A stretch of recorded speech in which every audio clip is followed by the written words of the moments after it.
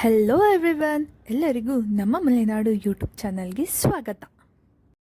ಎಷ್ಟೇ ಹತ್ತಿರದಲ್ಲಿದ್ದರೂ ಒಂದ್ಸರಿನೂ ಮೀಟ್ ಆಗೋಕ್ಕಾಗದೇ ಇರೋ ಫ್ರೆಂಡ್ಸ್ನೆಲ್ಲ ಒಟ್ಟು ಹಾಕ್ಕೊಂಡು ಪ್ಲ್ಯಾನ್ ಮಾಡಿಕೊಂಡು ಅಂತೂ ಇಂತೂ ಊಟಿ ಕಡೆಗೆ ಹೊರಟೇ ಬಿಟ್ವಿ. ನೀವೇನಾದರೂ ನಮ್ಮ ಥರನೇ ಊಟಿ ಕಡೆಗೆ ಪ್ಲ್ಯಾನ್ ಮಾಡ್ತಾ ಇದ್ರೆ ಡಿಸೆಂಬರ್ ಟು ಏಪ್ರಿಲಲ್ಲಿ ಯಾವಾಗ ಬೇಕಾದರೂ ಪ್ಲ್ಯಾನ್ ಮಾಡಿ, ಆವಾಗ ಬೆಸ್ಟ್ ಟೈಮ್ ಟು ವಿಸಿಟ್ ಅಂತ ಹೇಳಬಹುದು. ಅಂತೂ ಬಂಡೀಪುರ ರೀಚ್ ಆದ್ವಿ. ರೀಚ್ ಆದ ತಕ್ಷಣ ನಮಗೆ ಮೊದಲು ಕಾಣಿಸಿದೆ ದೊಡ್ಡದಾಗಿರೋ ಬಂಡೀಪುರ ಟೈಗರ್ ರಿಸರ್ವ್ ಬೋರ್ಡ್ ನೋಡಿ ನಮಗಂತೂ ಫುಲ್ ಎಕ್ಸೈಟ್ಮೆಂಟ್. ಬಿಕಾಸ್ ರೋಡ್ ಸೈಡಲ್ಲೆಲ್ಲ ಆ್ಯನಿಮಲ್ಸ್ ಇರುತ್ತೆ ಅನ್ನೋ ಎಕ್ಸ್ಪೆಕ್ಟೇಷನ್ ನಮಗೆ ತುಂಬಾ ಇತ್ತು. ರೋಡ್ ಸೈಡಲ್ಲಿ ಬರೋ ಆ್ಯನಿಮಲ್ಸ್ನ ನೋಡೋಕ್ಕೆ ನಾವೆಲ್ಲರೂ ಫುಲ್ ಎಕ್ಸೈಟೆಡ್ ಆಗಿದ್ವಿ. ಬಂಡೀಪುರ ಫಾರೆಸ್ಟ್ನ ಕ್ರಾಸ್ ಮಾಡಿಬಿಟ್ಟು ನಾವು ಅಂತೂ ಇಂತೂ ತಮಿಳ್ನಾಡಿಗೆ ಎಂಟ್ರಿ ಕೊಟ್ಟೇ ಬಿಟ್ವಿ.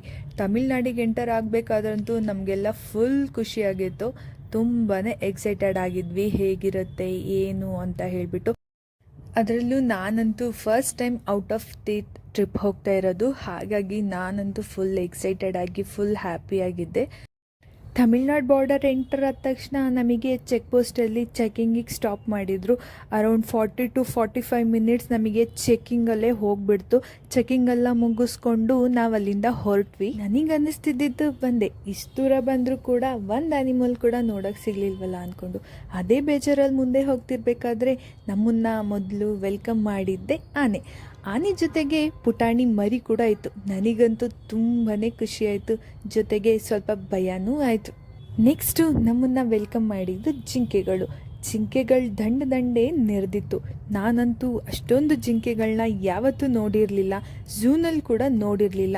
ರೋಡ್ ಸೈಡಲ್ಲಿ ಜಿಂಕೆಗಳು ಕೂತ್ಕೊಂಡು ಒಳ್ಳೆ ಫೋಟೋಶೂಟ್ಗೆ ಪೋಸ್ ಕೊಡ್ತಾ ಇದ್ರು. ನನಗಂತೂ ತುಂಬಾ ಖುಷಿಯಾಗೋಯ್ತು ಜಿಂಕೆಗಳನ್ನ ನೋಡಿಬಿಟ್ಟು. ಜಿಂಕೆಗಳನ್ನ ನೋಡಿಕೊಂಡು ಮುಂದೆ ಹೋಗ್ತಾ ಇರಬೇಕಾದ್ರೆ ನೆಕ್ಸ್ಟು ನಮಗೆ ಸಿಕ್ಕಿದ್ದೆ ಕಪ್ಪು ಮೂತಿಯ ಮಂಗ. ಇದನ್ನಂತೂ ನಾನು ಎಕ್ಸ್ಪೆಕ್ಟೇ ಮಾಡಿರಲಿಲ್ಲ ನೋಡ್ತೀನಿ ಅಂತ ಹೇಳಿಬಿಟ್ಟು. ಆದರೆ ಜಾಸ್ತಿ ಇರಲಿಲ್ಲ, 1-2 ಕಡೆ ಮಾತ್ರ ನಮಗೆ ನೋಡೋಕ್ಕೆ ಸಿಕ್ತು. ಆದರೆ ತುಂಬಾ ಕ್ಯೂಟಾಗಿತ್ತು. ಅಂತೂ ಇಂತೂ ಫೈನಲಿ ನಮ್ಮ ಡೆಸ್ಟಿನೇಷನ್ನ ರೀಚ್ ಆಗಿಬಿಟ್ವಿ. ಯಾರಾದರೂ ಈ ಟೈಮಲ್ಲಿ ಊಟಿ ಕಡೆ ಪ್ಲ್ಯಾನ್ ಮಾಡ್ತಾಯಿದ್ರೆ ಸ್ವೆಟ್ರು, ಕ್ಯಾಪು ಹಾಗೆ ಸಾಕ್ಸ್ನ ಹಿಡ್ಕೊಂಡು ಹೋಗೋದಂತೂ ಮರಿಬೇಡಿ. ವೆದರ್ ಅಂತೂ ತುಂಬಾ ಕೋಲ್ಡಾಗಿತ್ತು. ನನಗಂತೂ ಚಳಿ ಕಂಟ್ರೋಲ್ ಮಾಡ್ಕೊಳ್ಳೋಕ್ಕೆ ಆಗ್ತಾ ಇರಲಿಲ್ಲ, ಅಷ್ಟು ಕೋಲ್ಡ್ ಇತ್ತು ವೆದರ್. ಇದೇ ಹೋಮ್ ಸ್ಟೇಲಿ ನಾವು ಸ್ಟೇ ಆಗಿದ್ದಿದ್ದು.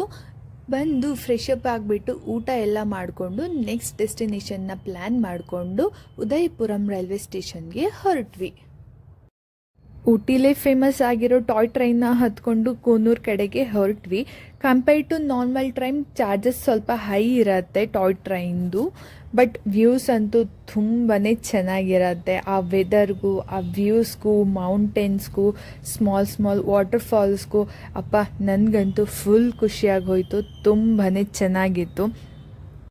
ನೀವೇನಾದರೂ ಊಟಿ ಕಡೆ ಟ್ರಿಪ್ನ ಪ್ಲ್ಯಾನ್ ಮಾಡ್ತಾಯಿದ್ರೆ ಖಂಡಿತ ಈ ಟಾಯ್ ಟ್ರೈನ್ ಅಂತೂ ಮಿಸ್ ಮಾಡಲೇಬೇಡಿ. 200 ರೂಪೀಸ್ಗೆ ತುಂಬಾ ವರ್ತ್ ಅಂತ ಹೇಳ್ಬೋದು. ಬಟ್ ಲಿಮಿಟೆಡ್ ಟ್ರೈನ್ಸ್ ಇರುತ್ತೆ. ಲಾಸ್ಟ್ ಟ್ರೈನ್ ಬಂದು 5:30ಗೆ ಇರುತ್ತೆ. ಅಕಾರ್ಡಿಂಗ್ಲಿ ಪ್ಲ್ಯಾನ್ ಮಾಡ್ಕೊಳ್ಳಿ. ಬಟ್ ಟ್ರೈನ್ ಟ್ರಾವೆಲಿಂಗ್ ಅಂತೂ ತುಂಬಾ ಮಜವಾಗಿತ್ತು. ನಾನಂತೂ ತುಂಬಾ ಎಂಜಾಯ್ ಮಾಡಿದೆ. ನೆಕ್ಸ್ಟ್ ಡೇ ಮಾರ್ನಿಂಗು ಬೇಗನೆ ಎದ್ದು ವ್ಯೂ ನೋಡೋಣ ಅಂತ ಹೊರಗಡೆ ಬಂದೆ. ನನಗಂತೂ ಸ್ವರ್ಗನೇ ಕಣ್ಮುಂದೆ ಹಾಗೆ ಪಾಸ್ ಆಗೋ ಥರ ಫೀಲ್ ಆಗಿಬಿಡ್ತು. ತುಂಬಾ ಚೆನ್ನಾಗಿತ್ತು ವೆದರು, ತುಂಬ ಚಳಿ ಆಗ್ತಿತ್ತು, ಹಾಗೆ ವೆದರ್ ಕೂಡ ತುಂಬಾ ಚೆನ್ನಾಗಿತ್ತು.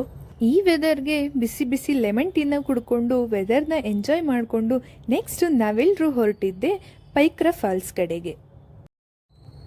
ಫಾಲ್ಸಿಗೆ ಹೊರಟಿದ್ದೆ ತಡ ತುಂಬಾ ಮಳೆ ಸ್ಟಾರ್ಟ್ ಆಯಿತು. ಟ್ರಾವೆಲ್ ಮಾಡೋಕ್ಕೆ ಕಷ್ಟ ಆಯಿತು, ಅಷ್ಟು ಮಳೆ ಬರ್ತಾಯಿತ್ತು.